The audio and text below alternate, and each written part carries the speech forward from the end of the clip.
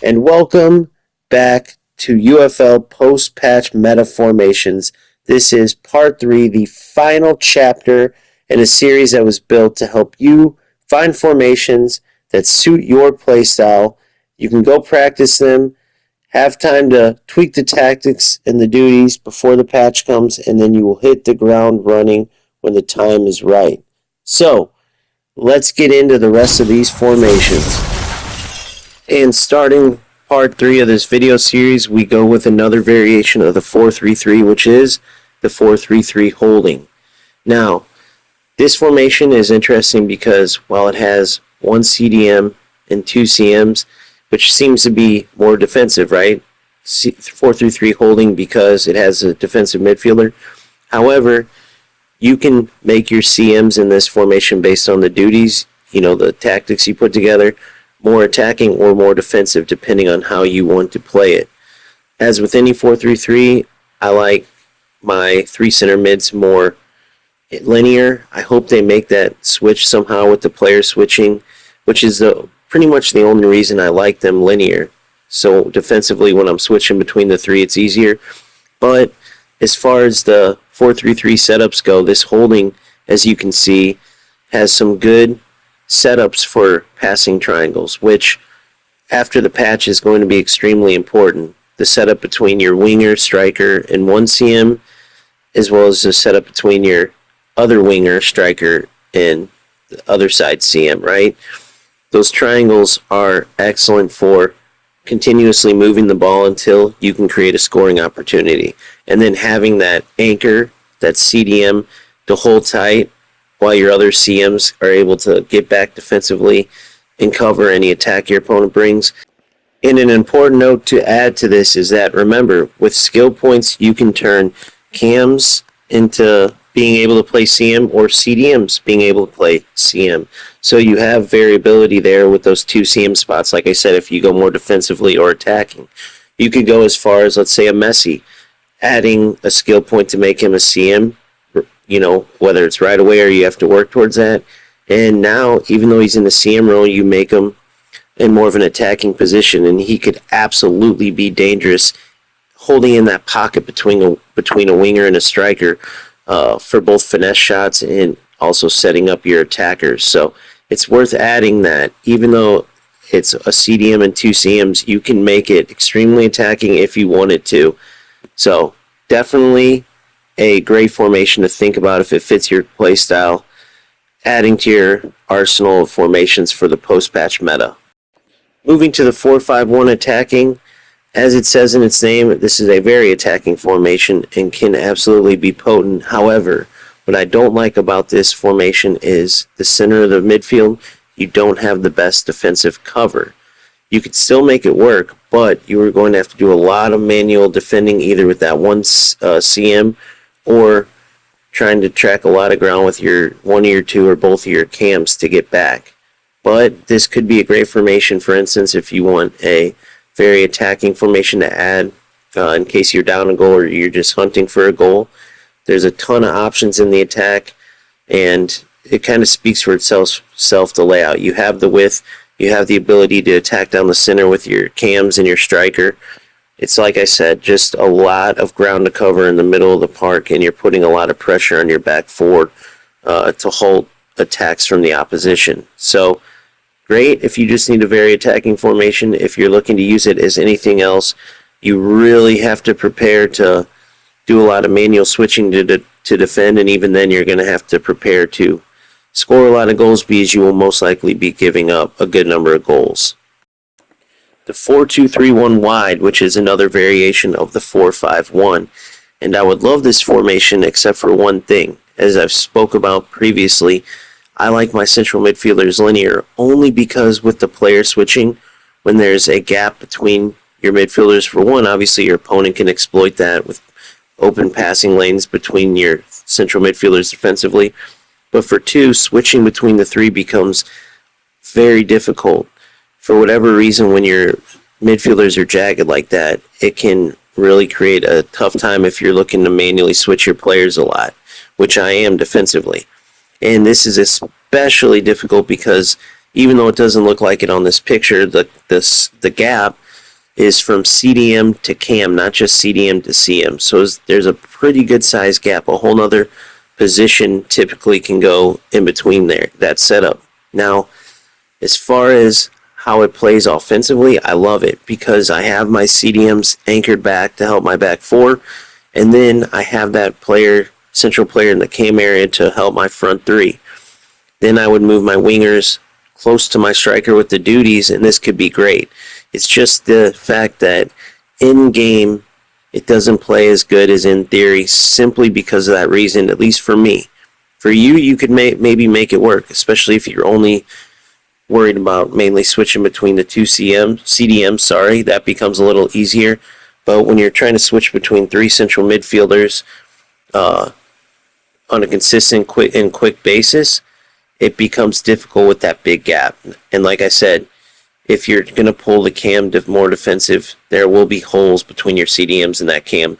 However, if you're okay with just defending with the two CDMs and leaving that cam more forward, either as a shadow striker or as just an attacking midfielder that doesn't really help on defense, then you could be fine with this 4-2-3-1 wide. So definitely a good formation that can be useful, again, depending on your play style. Last thing I'll add, remember with those wingers, even though they are out wide, and if you want to use a width, you can leave them pretty much in their natural positions.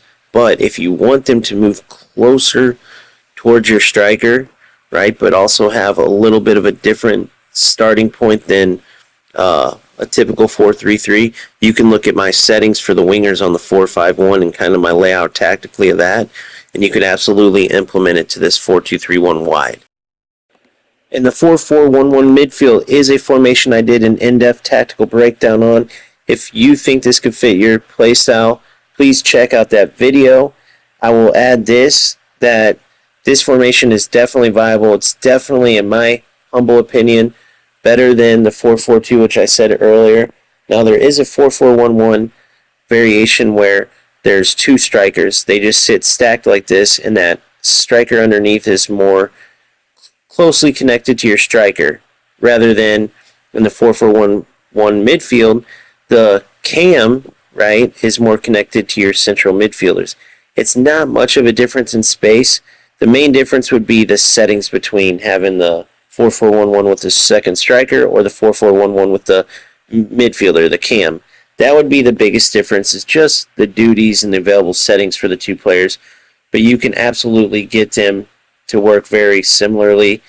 I like the 4-4-1-1 midfield better because it's that player, that cam in there, is just more dynamic than having that second striker. Even though that can be dangerous too, like I said, it depends on your play style.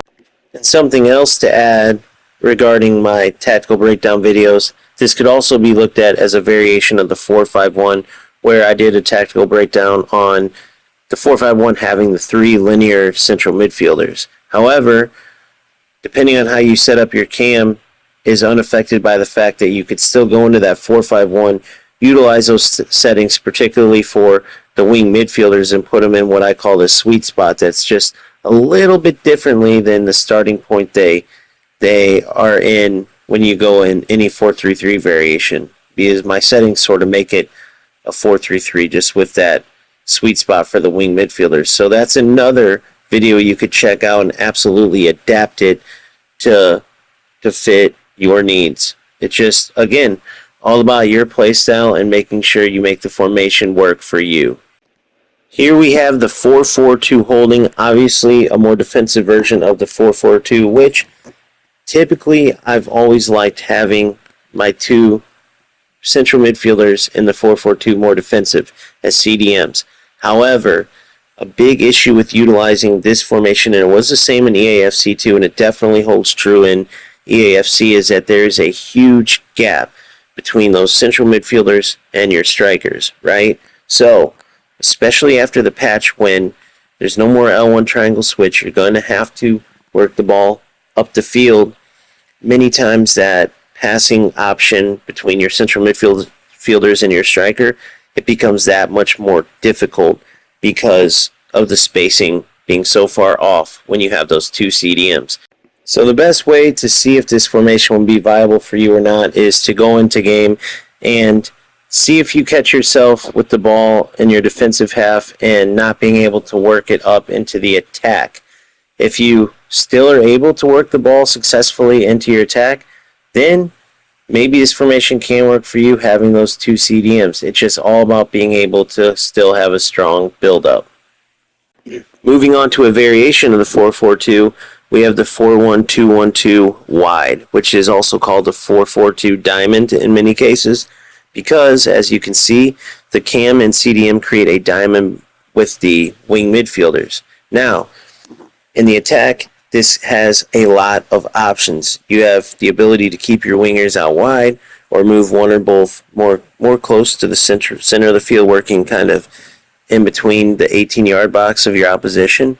However, defensively, only having that one CDM can make it very difficult. As you know, many of the attacks you'll be facing from the opponent, especially without the L1 triangle switch, will be consistent of getting a ball to a winger and then working it from the winger to the central midfielders to the other winger or into a striker if he has a hole to either dribble or shoot in, and then if not, working it until they can get a winger in a position to finesse shot, right? So your opponent can absolutely have success doing that, considering no matter how good your CDM is, it's only one player. Typically speaking, in this formation, you'll have more of a back five and then a front five. You won't really bring back your cam or your CDM, or sorry, your wing midfielders. Now you can try, but that's a lot of ground to cover.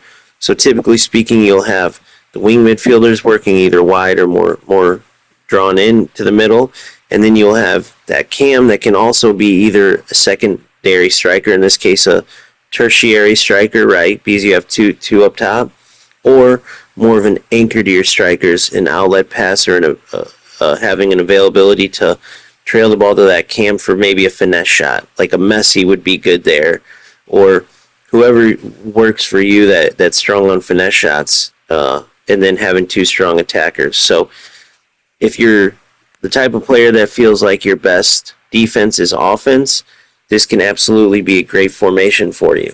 However, if you are a team that wants a good balance or you want to have a solid defense to fall back on, this may not be the formation for you. An interesting formation is the 4-3-1-2 because this is a variation of the 4-1-2-1-2 narrow. And if you have been playing FIFA the past few years, this had its run as a meta formation along with the 4-1-2-1-2 narrow for a good period of time.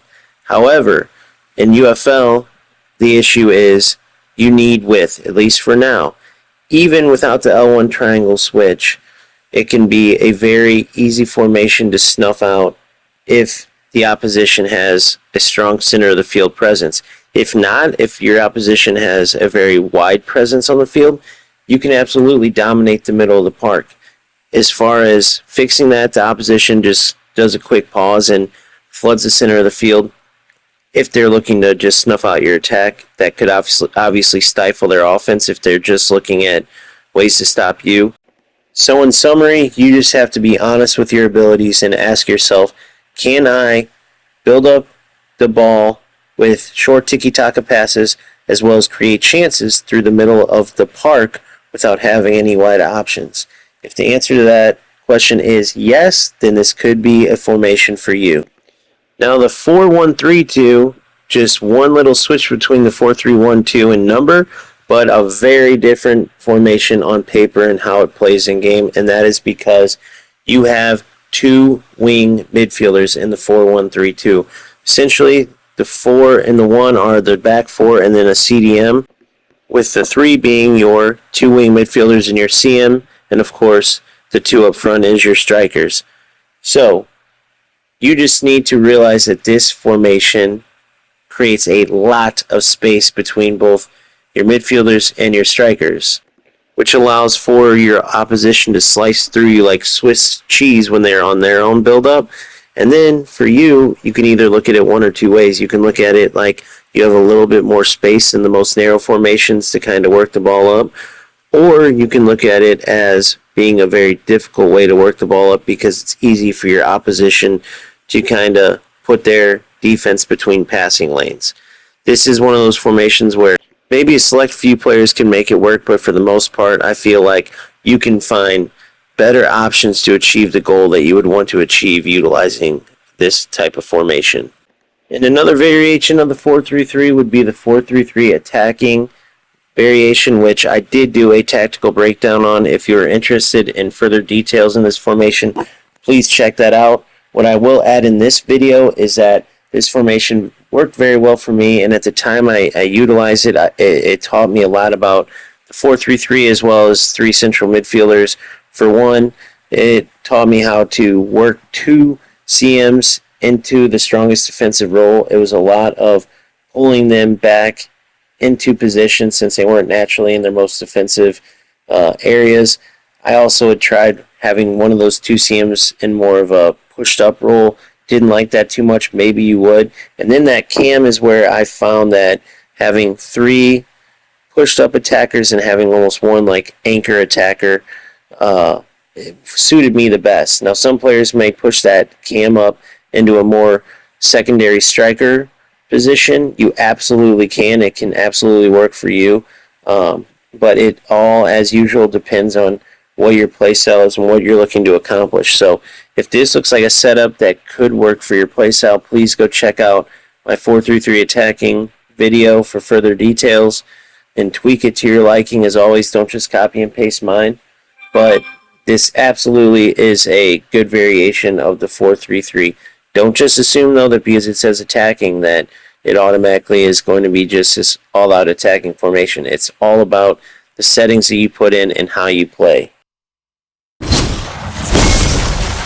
And that will conclude part 3 of this post-patch meta formations video series. However, there will be a part 4. We still have a handful of formations that we need to go through because some of them will absolutely be an option for you to